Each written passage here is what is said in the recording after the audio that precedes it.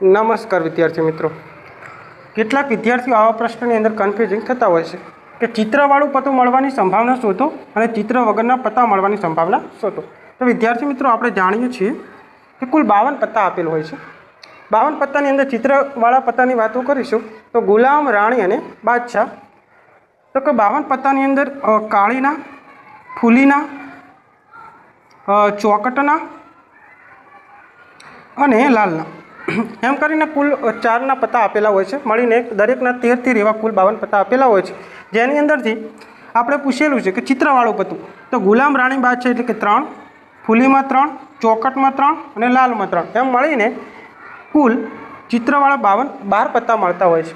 તો કે લખી શકાય કે 52માંથી ચિત્રવાળા પત્તા કેટલા મળશે? 12. જ્યારે ચિત્ર વગરના પત્તા મળવાની સંભાવના શોધો તો આપણે શું કરીશું? કુલ પરિણામોની સંખ્યા શું લખીશું? નીચે લખીશું. અને 52 પત્તામાંથી ચિત્રવાળા પત્તા કાઢતા પત્તા કેટલા મળશે? 40 મળે છે. તો ચિત્રવાળું પત્તું મળવાની સંભાવના શોધો તો 12/52 અને ચિત્ર વગરના પત્તા મળવાની સંભાવના શોધો તો 40/52 મળે છે. જો વિદ્યાર્થી મિત્રો અમારો વિડીયો સારો લાગતો હોય તો વિડીયોને શેર કરો અને આ ચેનલને સબસ્ક્રાઈબ કરો. જય હિન્દ વિદ્યાર્થી મિત્રો.